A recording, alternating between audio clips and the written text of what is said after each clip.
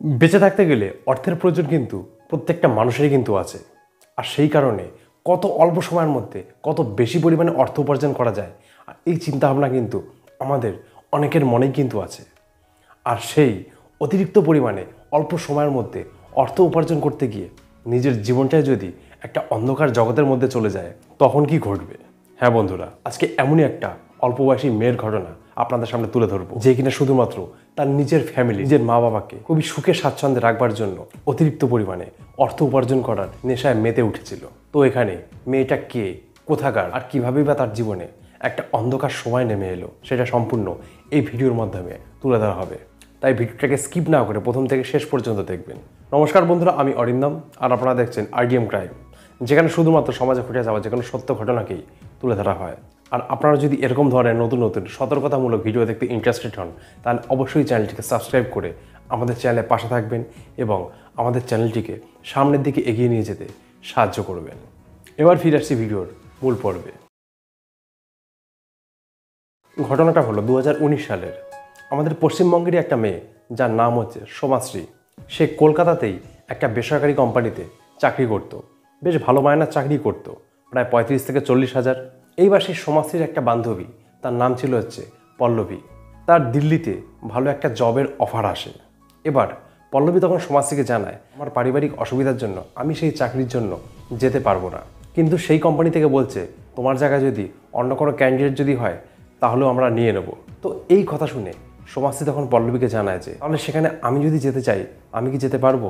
তখন পল্লবী বলে, হ্যাঁ, তাহলে কন্ট্যাক্ট নাম্বার দিয়ে দিচ্ছি, অফিসের অ্যাড্রেস দিয়ে দিচ্ছি, তাহলে তুই কন্ট্যাক্ট কর। কন্ট্যাক্ট করে ওরা যদি ওকে বলে তাহলে তুই চলে যা।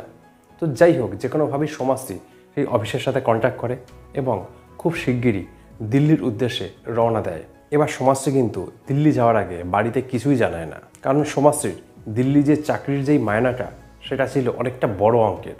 1 লাখ টাকা মায়না সেখানে তাকে দেওয়া হবে বলা হয়েছিল। এবার সোমাশ্রী ভাবে, 40,000 থেকে যদি 1 লাখ মায়নাতে একেবারে পৌঁছে যায়, তাহলে সে তার নিজের ফ্যামিলিকে খুবই খুশি করতে পারবে, তার মা বাবাকে খুবই হ্যাপি করতে পারবে সব দিক দিয়ে, যেহেতু সে একটা মধ্যবিত্ত ঘরের মেয়ে ছিল।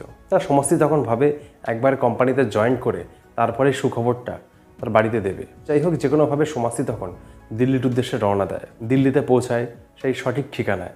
সোমাশ্রী তখন সেই অফিসে পৌঁছানোর পর অফিসের বসের সাথে দেখা করবে বলে অফিসের বাইরে ওয়েট করে। তার পাশেই ছিল অফিসের ক্যান্টিন। সেই ক্যান্টিনের দেখাশোনা করার যে লোক, সে তখন সোমাশ্রীর কাছে আসে এবং বলে, ম্যাডাম আপনি কি খাবেন বলুন, চা না কফি?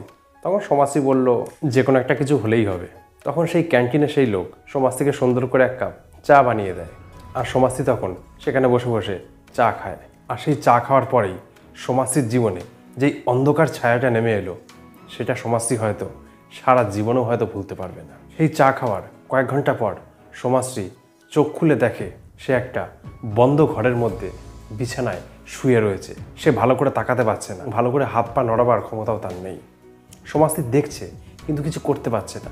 দেখছে তার আশেপাশে 2-3 জন ছেলে রয়েছে নগ্ন অবস্থায়। তারা সোমাশ্রীর সাথে শারীরিক সম্পর্ক ঘটাচ্ছে এবং এক এক করে ঘর থেকে বেরিয়ে যাচ্ছে এবং আরও এক এক করে ঘরের মধ্যে ঢুকছে। সোমাশ্রী নিজেও বুঝতে পারছে না যে তার সাথে এগুলো কি ঘটছে, সে কীভাবেই এই অবস্থার মধ্যে এলো।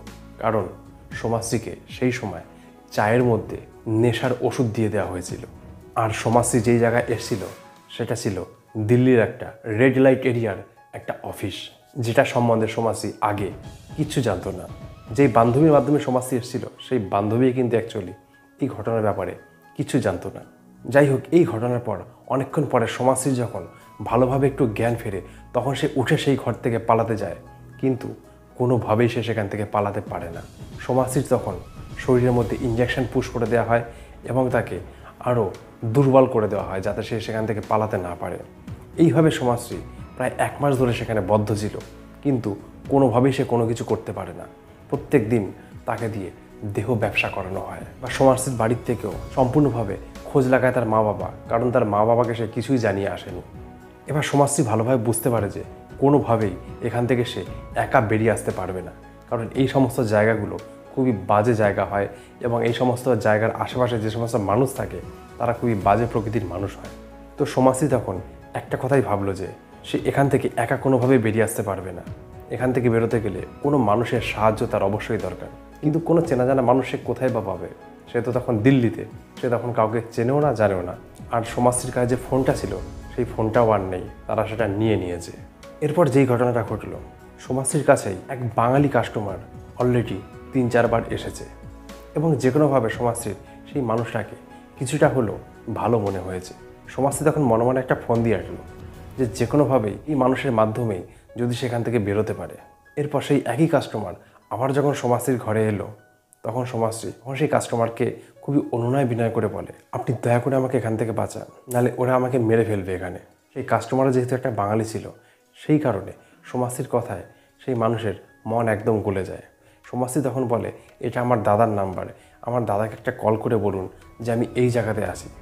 সমাজশ্রীর কথা শুনে সেই ব্যক্তি তখন তার দাদার নাম্বারে ডায়াল করে এবং বলে যে আপনার বোন দিল্লির অমুক জায়গায় এই রেড লাইট এরিয়ায় আছে, আপনি যে কোনোভাবে এখান থেকে তাকে নিয়ে যান।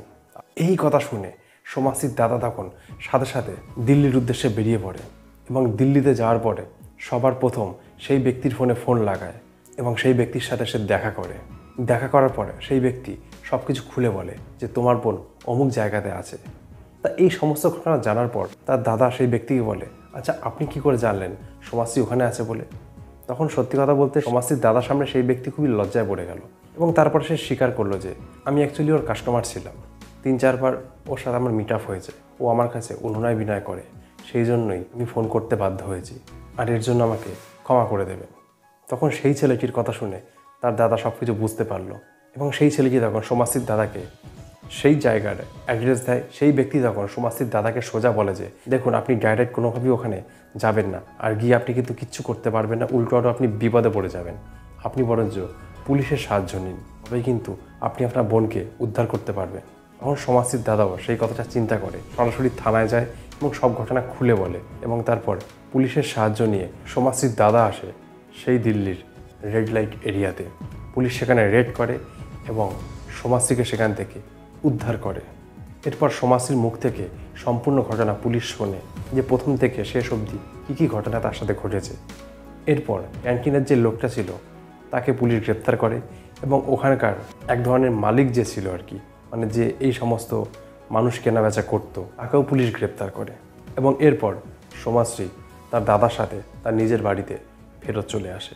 তো বন্ধুরা একবার ভেবে দেখুন, একটা ভদ্র ঘরের একটা ভদ্র মেয়ে চাকরি করতো, শুধুমাত্র একটা ভালো চাকরির আশায়, বেশি টাকার আশায় এক জায়গা থেকে অন্য জায়গায় যায়।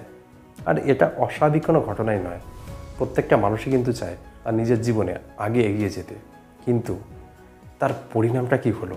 সবাইকে একটা কথা বলবো, নিজের জীবনে কখনো যদি হট করে অতিরিক্ত কোনো ভালো সুযোগ সুবিধা পেয়ে যান, তবে সবসময় ভালোটাই আগে ভাববেন না, ভালোটার আগে একটু খারাপটাও কিন্তু ভাবার চেষ্টা করবেন।